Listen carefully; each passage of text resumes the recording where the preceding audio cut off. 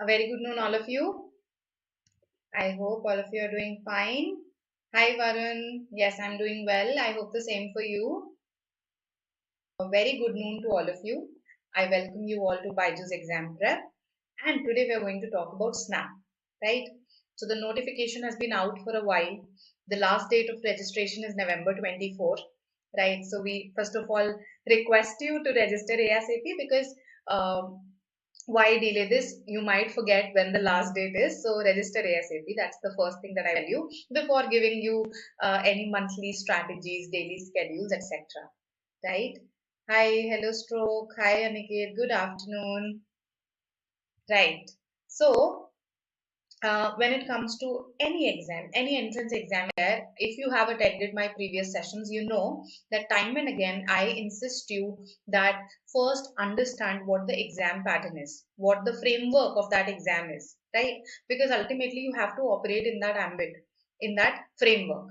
So let's understand that framework for SNAP, right? The good news is there haven't been major changes as compared to last year in terms of the pattern of the exam. Right. So let's have a look. First of all, yes, before I show you the pattern itself. Hi, so happy teacher. Okay, thank you so much. Yes, this was meant for me. Thank you so much. Right. Actually, I also wished a happy Teachers Day to a lot of my teachers yesterday. So it was a sort of a mutual celebration that was going on yesterday. Right. Thank you. Thank you so much. Hi. Good afternoon, Amrit. Good afternoon, all of you who've just joined. Right. So these are the important dates. I'm sure you know about them. And there's an implication of this particular table that I'm going to discuss with you. See, the registration is on November 24 and the exam is happening in three slots, so to say. They're not exactly slots. Basically, you can take all three of these. Yes, a candidate can appear thrice this time. So actually you have to decide this in advance, how many of these you're going to take, how many of these tests you are going to take, and register yourself accordingly. Because the registration closes on November 24th. So unlike NMAT, where you have that luxury that you first register for one test, then you receive its score, then you decide whether you want to retake it or not. I don't think that will be available for SNAP this year. So you have to first decide, okay, which all tests, how many times am I going to sit for this test, right? And when all should I sit for this test? This will depend on you. Okay, so this is the first important implication. And if you want my suggestion would be, see, if you're taking IFT also. So last year IFT happened on December 5, right? In that case, if you decide that you have to take 2 attempts of SNAP, in case SNAP is important for you, you want to get into SIBM, right? If you decide you wish to take 2 attempts for SNAP, then I think after taking IFT, I'm saying that this year also it will be on December 5, but let's say going by last year's trend, it is somewhere in the first week of December, then you can actually go for the other two. Snap test 2, snap test 3. By this time, you'll have the advantage of knowing what all came in snap test 1. That advantage will also be available to you. Right. So that is my suggestion. Of course, please look at your schedule, look at what fits best for you. Right. Okay. Now, in case you wish to know any information about SNAP eligibility, test fees, etc., etc., so there's this website snaptest.org.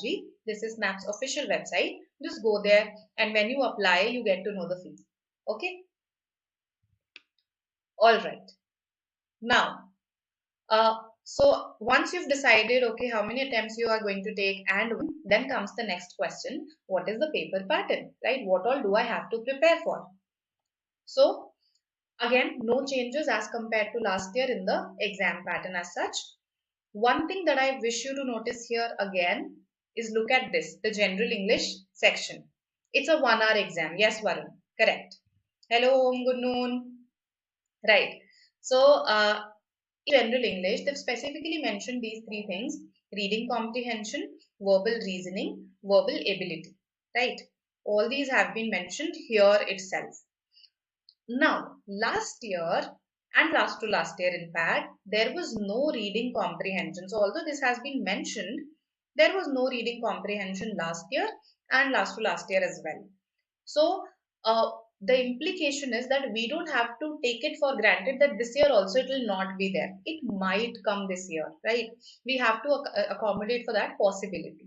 Okay. However, if we talk about last 2 years, all these 15 questions, they were majority of them, except one of them, most of them were from vocabulary and grammar.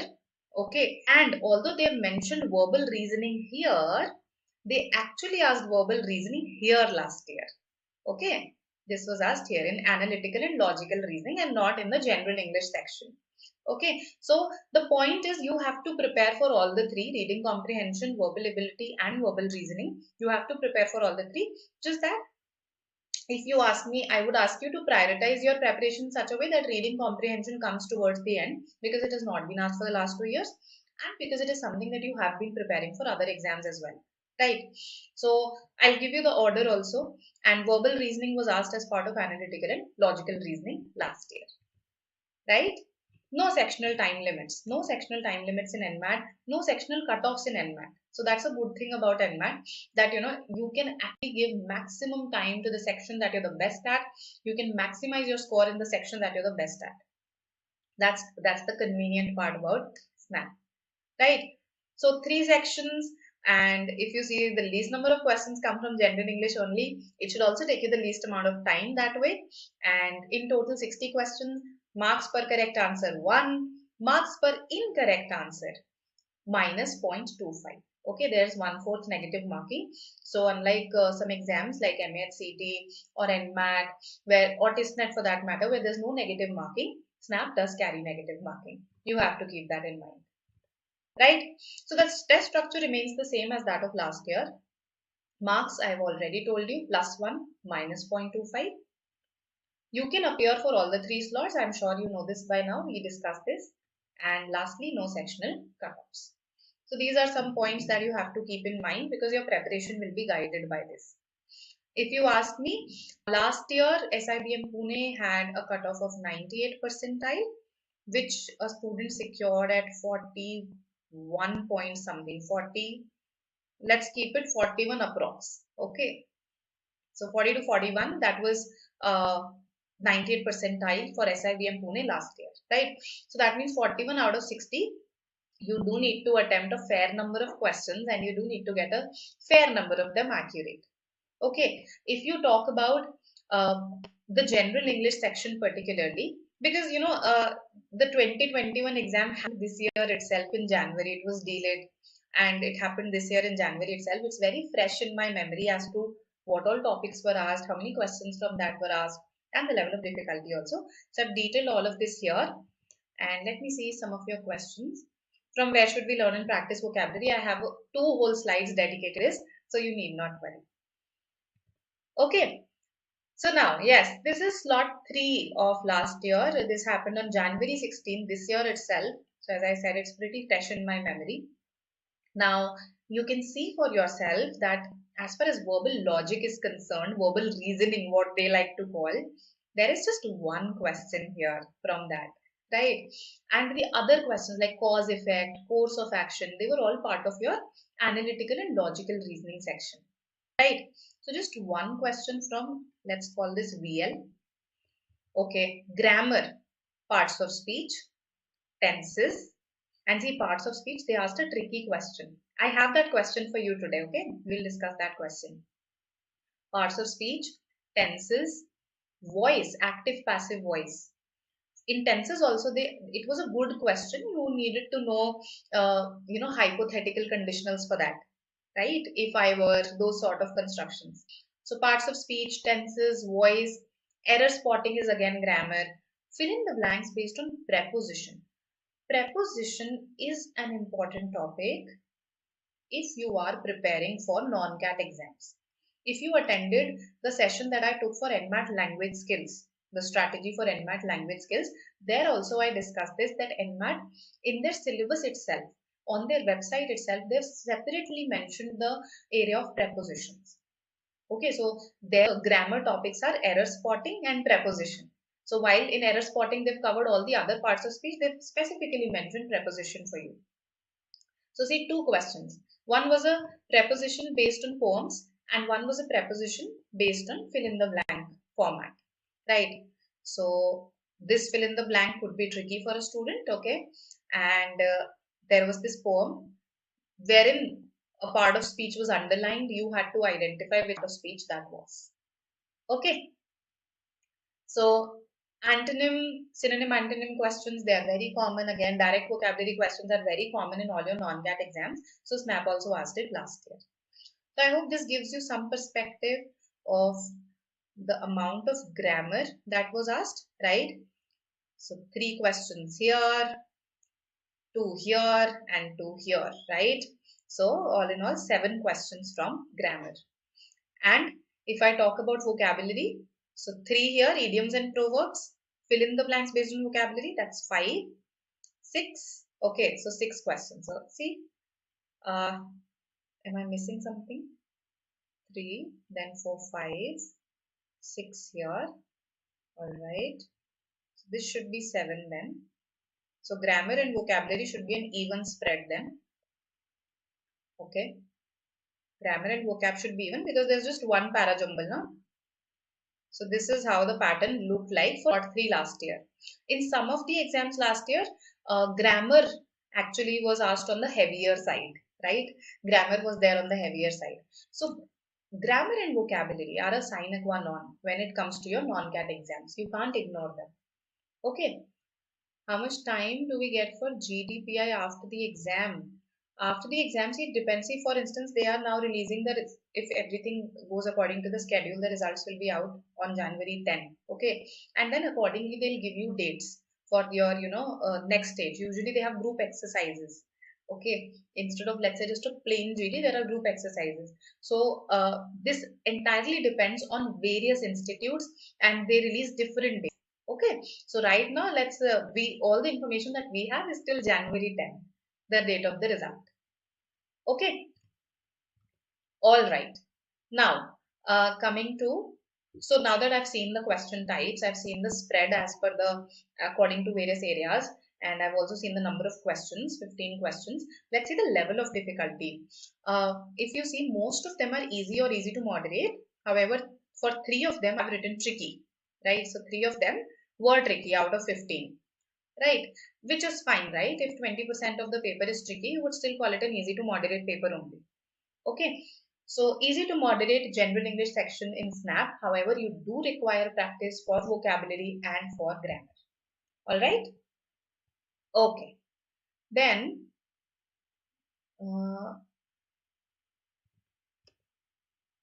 okay. So, Jeet, this is a very specific question, first of all, and how much you can score is, you can score 15 out of 15 if you have practiced well, right? So, don't worry about the constraints that come in later. Right now, focus on giving your best in the entrance exam, all right? And just operate within this framework, okay? That 60 questions, 60 marks. Last year, the cutoffs, if I look at them, 41 plus, okay? And that means, what does that translate into for general English? For general English, this means that I need a 10 plus. I need a 10 plus, right? If 15 out of 60, that is 1/4 or 25% of the paper is from general English, then 25% of my score, okay, out of 40, 45 has to come from general English. That means I need to get a 10 plus in general English. This is what I understand, okay? And this is what you should focus on right now. How much time? Okay, yes. So how much time should you devote on general English for these 15 questions? Deepesh, absolutely correct हो सकते हैं 7 questions. More than 7 questions correct हो सकते हैं in your approximately 3 months, right? Even if you're taking the 10th December wala exam, you have 3 months. All right. So I'll give you I'll tell you how to practice for these 3 months so that you score a 10 plus easily. All right. So how much time? See, for the last 2 years, as I've told you, RCs are not being asked, right? So when there are no RCs, you just have vocabulary and grammar questions and they are very time-saving questions. Not more than 8 to 10 minutes in such a scenario when there are no RCs is required. Not more than 10 minutes is needed. Okay, so actually the general English section is a rewarding section in case you practiced enough of grammar and vocabulary, because it is time saving and it is rule based, right? And moreover, yeah, you navigate through it pretty easy because of no RCs, as has happened in the last 2 years. Okay. Yes. I'm going to no, I'm going to talk about general English today. Right? Today is general English. So let's have a look at a couple of questions that were asked. Okay, so these are memory-based questions. I have a dash of cotton.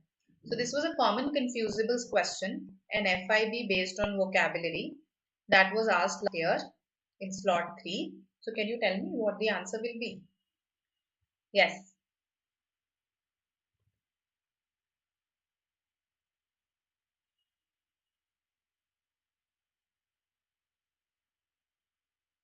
For SNAP also, yes, we'll come out with series. See, for all your non-CAT exams, as they come nearer, we are going to come out with series, crash courses, etc. Right? So you need not worry about that. And I'll also give you various sources from where you can practice these questions that I'm talking about. Okay? So yes, what do you say? I have many dash of cotton.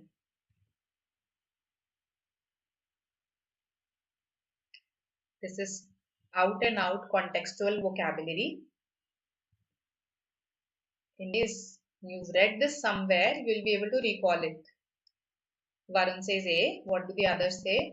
Stroke also says A. All right. Others? Anikiri. Okay. Okay. Bells. Bells of cotton. A bell is what you ring, right? So bells of cotton? No.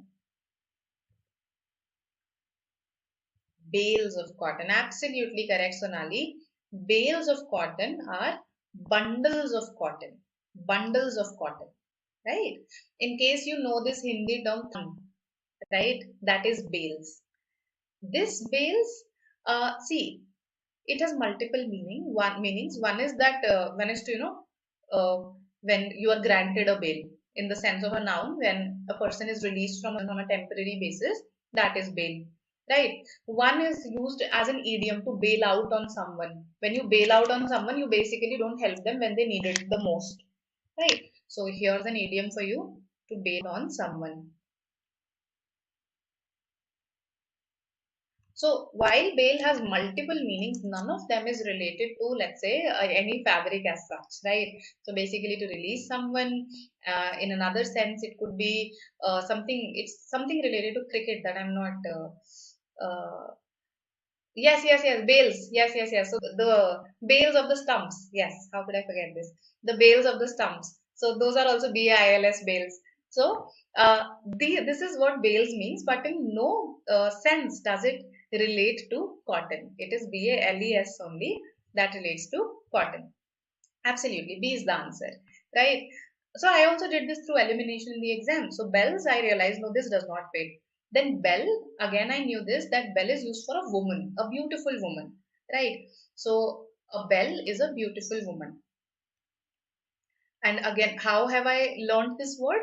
Through various novels. So ancient novels particularly focus a lot on the beauty of a woman, right? So they talk about the belles of the town, the belles of the ball. You know, earlier these dance balls used to happen where a woman used to debut, so to say.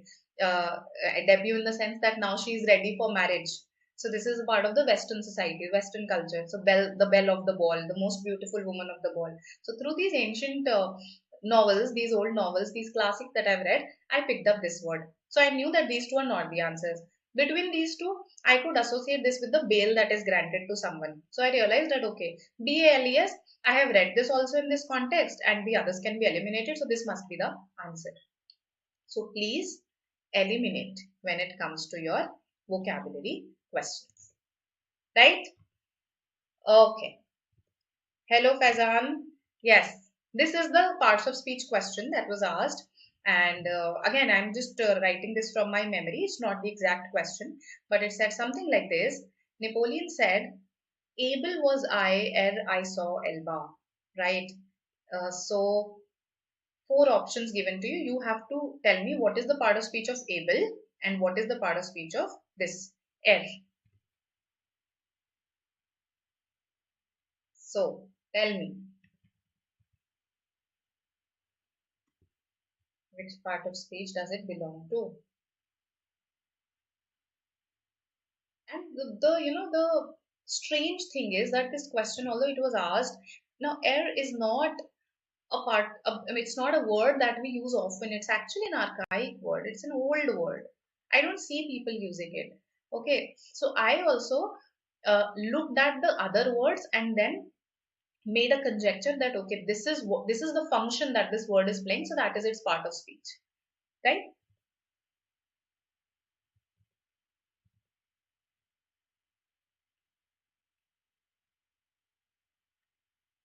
Okay, others.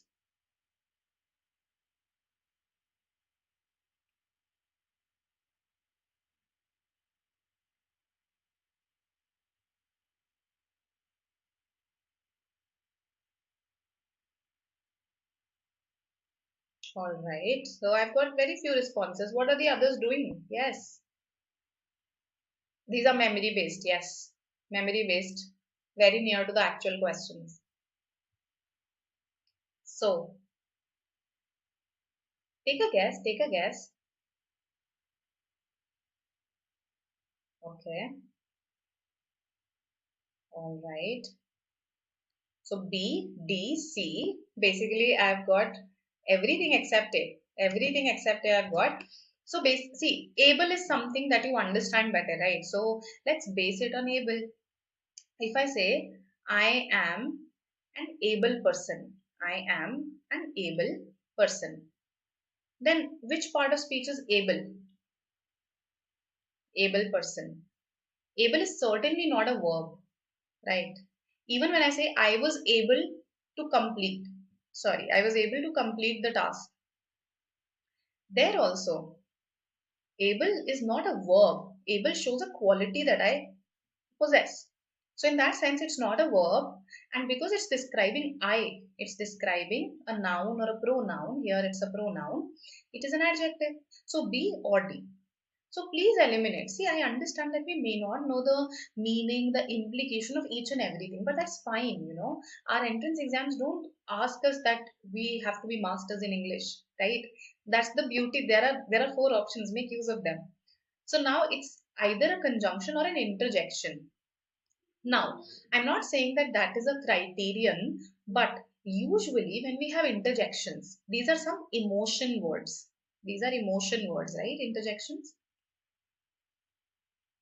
Now, and again, usually, I'm again saying usually, they're followed by exclamation marks. I don't see any exclamation mark here. Okay. And I also don't see this person being very emotional. Rather, I feel that this person is saying that, I was able, let's say when I saw Elba or before I saw Elba, something of that sort.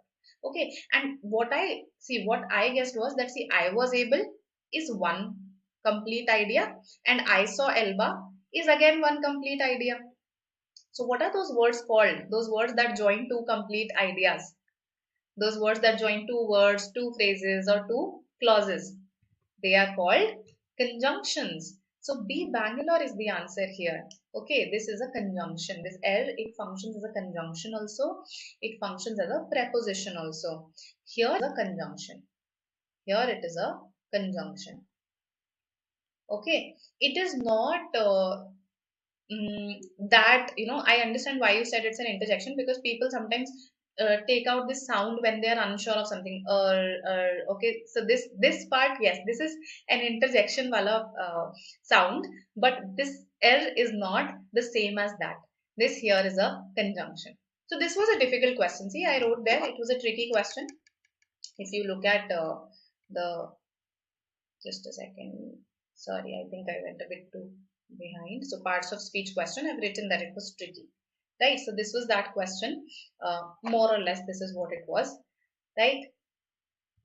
Generally, no, it's an archaic word, meaning that it's no longer used. It's an ancient word. Right. It'll be very rarely used. You'll spot it in classics again, old novels. Okay. They do check, Varun, in exam like IELTS, they do check whether you have good English or not. Okay, so IELTS has four components to it: reading, writing, listening, and speaking. Okay, and basically you have these four tests, so to say, because you're talking about it. Let me just elaborate this. Reading, writing, listening and speaking. See, I also tell there are 4 elements to any language, to learning any language. So IELTS is basically testing how well versed you are with a particular language, and that's why it checks all these 4 components. So for instance, some audios are played in front of you, and then you have to answer the questions based on what you've listened to. Then in the writing part, you'll be given some graphs, etc., and you have to interpret them and write something on that. In the reading part, of course, it will be a reading comprehension, and then you have to answer questions based on that. Speaking, this is a face-to-face interview that happens with an examiner. So you say something, okay, and then the person basically evaluates your speaking skills based on the questions that he or she puts to you. So yes, your English is tested in IELTS also. Reference book, Faizan, for non-CAT exams. Okay, so again, there is no one size fits all solution that I like to suggest. While there are a number of reference books out there in the market, I feel that some of them have good questions, but the answers given at the back are erroneous, and that really shakes a student's confidence.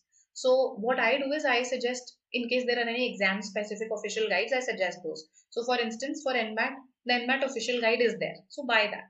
Okay. For VARC in general, I feel Wiley's, the book that Wiley's offers for CAT prep, that will work even for your non-CAT RCs, because most of your non-CAT RCs are relatively easier as compared to CAT, except your ZAT RC. ZAT is either of CAT level or a notch higher, right?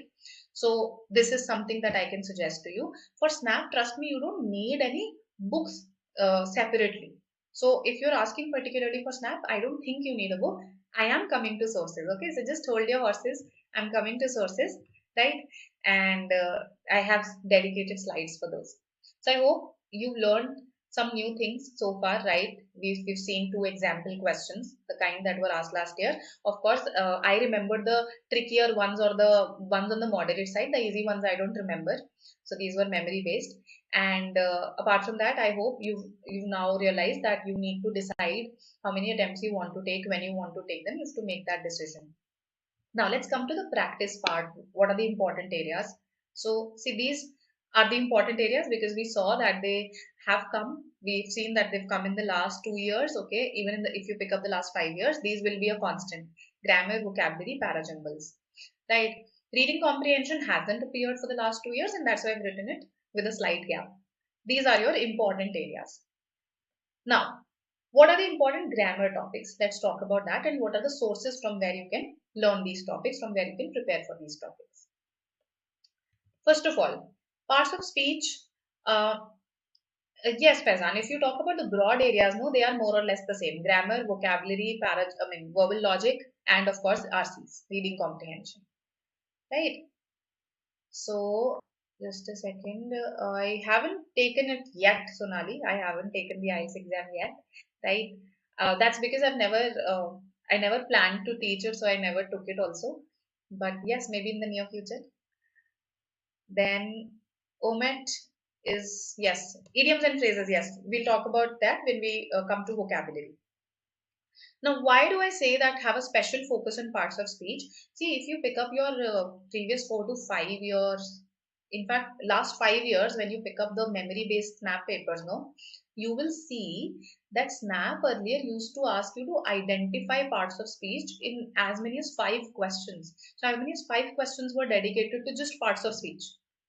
Now that's no longer there, but as you saw there also that it was a tricky question on parts of speech that was asked. So that's why I have a special focus on parts of speech, all of them, with again prepositions. I'm categorizing that separately, tenses separately, and in fact, if you see, tenses, voice, and mood. Mood being your imperative mood, okay, subjunctive mood, those hypothetical conditionals. If I were an emperor, right? Those, they're all properties of a verb only. So if you study verbs well from any good grammar book, you will study all of these as part of studying the verb, right? Reported speech can come. So in the past 5 years, I have seen a couple of questions on reported speech, not many. Reported speech is direct, indirect speech. He said so and so, and then you just convert it to indirect speech or vice versa. Articles, See, I have again, because they're asking prepositions, so this is just my conjecture, they might ask questions on articles as well. This is nothing sure. Okay, so that's why I put it at the end. So parts of speech, special focus, subject-verb agreement is a very fertile ground for questions. This is one such topic from where you can make a lot of error spotting questions actually, right? Because if the subject does not match with the verb in number, in person, in case, you have so many possibilities here for framing error spotting questions, right?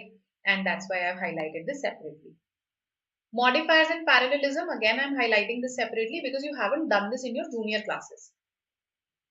Because you haven't done this in your junior classes, right? This is entirely a new topic for you, and I would like you to cover it because if it is asked in the exam, you will have some base at least. Okay, without reading it at all, you'll not have any base of it. Okay, all right. Previous year papers, all right. Yes. So, what all you need to practice and where you will find it? Let's address that now. So, if I talk about practicing, see again. If you attended my NMAT session, there also I suggested something similar. So your preparation for various non-CAT exams is very complementary in nature. They complement each other. So there also I suggested to you this, that practice 10 to 15 grammar questions every alternate day. If you are working, you can't practice it every alternate day, then over the weekends you can do it, right? You must have two days at least, I'm assuming that. So practice 15 grammar questions every alternate day. In that, make sure that you practice fill in the blanks, error spotting. Error spotting also, the one that was asked last year was of two types. One was where there was one sentence given to you and its various fragments had errors, and one was that multiple sentences were given to you and you had to spot which sentence is erroneous. Three sentences were correct, one was erroneous. You had to spot that erroneous sentence. So error spotting can be asked in two formats. And identify parts of speech. These questions you should prepare for when you practice these 15 grammar questions every alternate day. And if you do this, it will add up to 650 grammar questions till the time 10th December comes. That's a lot of practice, and it will help you for all your non-CAT exams, NMAT, SNAP, IIFT, to some extent even for that, right? So it will help you across exams. Okay, now the sources.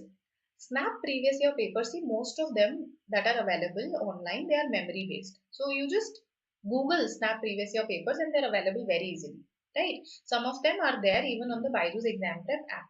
So you can explore there as well. Okay. Then non-CAT previous year papers, again, see, for IIFT, they're very easily available on IIFT's website itself, right? For NMAT, you will have to buy the official guide for the model questions. So you have model questions there. Okay. These are very similar to the previous year questions. Then if I talk about CAT early previous year papers, they are so easily available, okay, everywhere you look, right? You just have to Google this again. So CAT, SNAP, IIFT, for TISNET again memory based papers are there.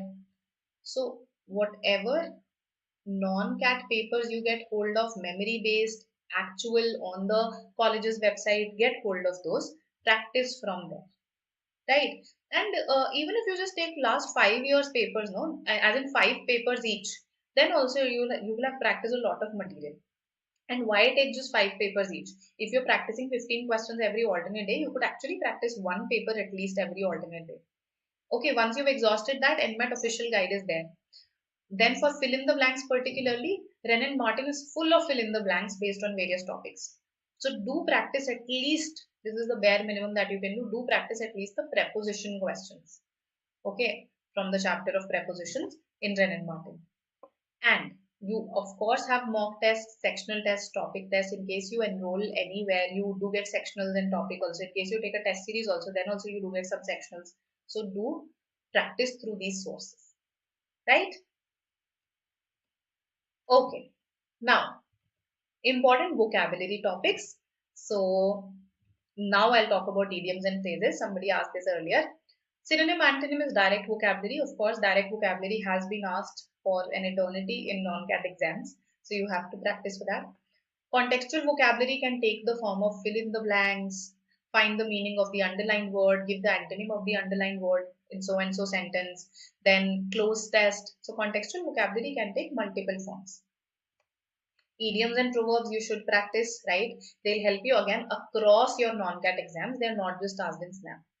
So these are the topics, so to say, if I can call them topics in vocabulary that you should work on, that you should practice every single day.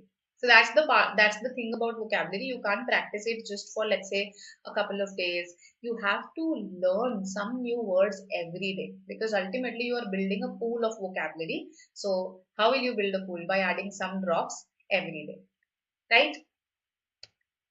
Then 10 vocabulary questions every alternate day. Practice and learn through questions also, not just through words. So how can you do that? It can be a very easy exercise for you. Again, I'll tell you the sources for this, but make sure that when you practice, and trust me, it will happen automatically when you pick up various non-CAT papers, no, that you come across all these question types. In case you've taken MA@CET, some of you would know what I'm talking about, right? You've seen all these question types in MA@CET previous year papers. So MA@CET, CMAT, these are also the non-CAT papers that are available to you, not just NMAT, SNAP, etc. So synonym, antonym, one word substitution, fill in the blanks, find the meaning of the underlined word in the sentence, idioms and proverbs. Make sure that you practice idioms and proverbs. Students ignore them somehow. They don't think it's a part of vocabulary. Now, sources for idioms and proverbs. Some of you must be thinking where to learn idioms from. See, one standard way is through a list. So again, Ren and Martin has a chapter on idioms. You can learn approximately 250-300 from there. Another is this app Vocab24 that provides you many idioms for free. Again, you will pick up 250-300 at least from there. This is Vocab24. And apart from this, there are websites, there are apps also that you can download that are dedicated to idioms. There are websites like phrases.org.uk. And this is like a mine, a gold mine of idioms and phrasal verbs. You have this A to Z, list that you can tap into. This is actually a lot. That's why I suggested some limited sources first, right? And after that, you can download some app and practice some idioms every day, right? Okay, let me just see if there is any discussion that has happened in the chat box. OMETs are relatively easy than CAT, but it's for everyone. So what about the sectional cutoffs? So see, sectional cutoffs, there are no sectional cutoffs in SNAP. That's the beauty of it, right? In NMAT, yes, you do have sectional cutoffs. So when I took the session on NMAT language skills, that's when I talked about the fact that Narsimunji, Mumbai last year had a cutoff for the English section as 71. Overall, it had 232 as the cutoff, right? So you do have sectional cutoffs in the other exams, and it's not that they are always high for non-CAT exams. Look at IIFT sectional cutoffs and you'll know what I'm talking about. ZAT sectional cutoffs, they're pretty low. Okay, so it's not that all non-CAT exams fall in the same category. These are relatively trickier, so to say. The cutoffs are relatively lower. SNAP and MAT, the cutoffs are relatively higher. SNAP, no sectional, only overall, and as I stated, last year it was somewhere around 41 out of 60 overall. Okay. Okay. But how much is enough?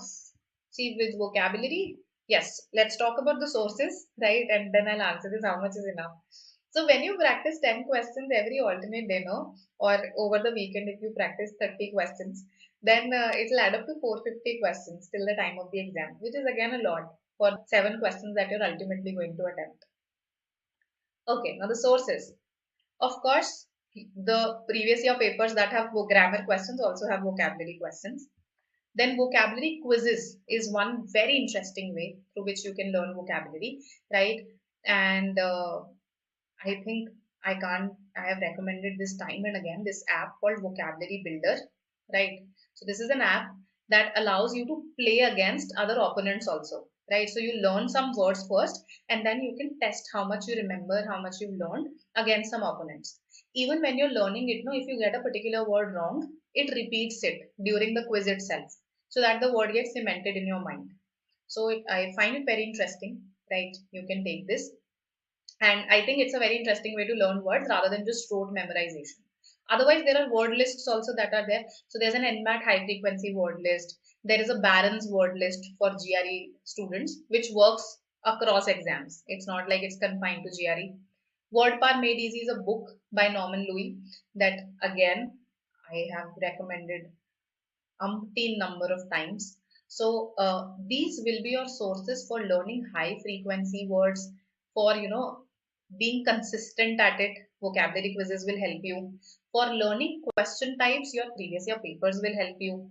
And of course, then for implementing a strategy and for learning new words here also, you have these mock tests, sectional tests, etc.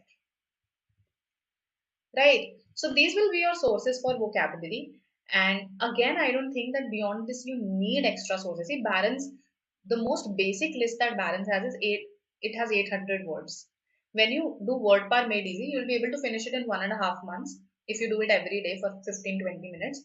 And this will again add about 1200 words to your vocabulary. So 2000 right here, right? Then of course you'll learn through these also. So let's say you learned 1,000 additional words from here. So ultimately, you are increasing your pool by 3,000 words just through these, right? Just through these. And of course, you'll pick up a lot of words from reading also. You're preparing for CAT, a lot of you. So you pick up a lot of words through reading. So it's a good pool to build in 3 months, right? Okay. So this was about vocabulary and grammar. I hope now you know the sources. How much is enough? See, nothing is ever enough when it comes to vocabulary and grammar. You keep, because language is always evolving. New words are being invented every year, right? And new rules are being bended. So old rules are being bended and new rules are being invented every year again, right? So nothing is enough in grammar and vocabulary. But yes, this should help you for a majority of your exam. That I can tell you, that for a majority of your exam, these sources will help you. Okay. Then parajumbles and RC passages, see, I don't think you need, for parajumbles at least, that you need a separate preparation, so to say. When you attempt your various non-CAT previous year papers for various exams, you will come across MCQ parajumbles there, and you can practice MCQ parajumbles to that extent itself. Okay. So no special preparation from my end. When you practice non-CAT previous year papers, whatever questions you come across there, that will be enough. Moderate, okay, for RCs, see, easy to moderate RCs. I haven't seen very difficult RCs in SNAP. There is a very good mix of direct and inference questions, with more of them being on the direct side. So again, I'll not suggest any separate preparation in case you are preparing for other non-CAT exams also, other for exams like NMAT also. If you're preparing for CAT, this will be like a cakewalk for you. Okay. Then yes, this is something that I have just told you, that from previous year question papers, practice the MCQ parajumbles. So this will be my suggestion for parajumbles and RC passages. Okay. Can you please let us know how it is conducted? So see, in the COVID times, things were very different. Okay, everything was being conducted online. A lot of institutes had cancelled their group exercises, right? However, otherwise they call you to their institute, and in group exercises they generally give you some activity, some group activity, right? So probably a picture will be shown to you, and then your group will have to discuss an interpretation of that picture, and then again discuss on that. So it's a little more than a GD and not just a GD. Okay, or they could ask you to straight away write based on that picture. They could decide to take a WAT instead of a group exercise. So that's how the second part of it goes. But usually when it comes to the second stage of SNAP, it is not that difficult. Okay, so in case again you are preparing for other exams, when you clear the other exams also and you go for their WAT PI preparation, that will complement this, right? You don't need to do a lot of things separately for SNAP. That would be my recommendation and my suggestion to you. Okay. Now, coming to, yes, mocks are a must, right? So populate your calendar. For instance, in September, you can consider taking one mock just to get a hang of how to attempt a 60-minute paper where you have the liberty to decide how much time you're going to devote to each section. So make it a sort of a diagnostic test for yourself. It will also let you know where you stand, how much you're scoring. Right? In October, you can consider taking two. In November, you can consider taking two again. Right? And probably in case you're taking 10th December wala exam only, then one in December, right? One or two in December. So you need around 6 marks, 6 to 7 marks spaced across months for SNAP. And of course, you need to analyze them, you need to learn from them, you need to evolve a strategy, something that works for all the exams, right? So I hope this is clear to you, all these things that I have just told you, and they give you some guideline as to how to prepare. And for all the non-CAT exams, the preparation is actually complementary. So whatever I told you for NMAT, you must have seen that a lot of it is similar to what I'm telling you for SNAP, except of course we are focused on some more areas, we're focused on some more question types, right? So I hope you enjoyed the session. If yes, then please go and press the like button and do share it with your friends who are preparing for SNAP. If anything is not clear, if you want to ask anything else, then you can always comment in the comment section. Okay. So this is it from my side for today, and this is our CAT comprehensive program where we prepare you for the entrance tests, management entrance tests out there.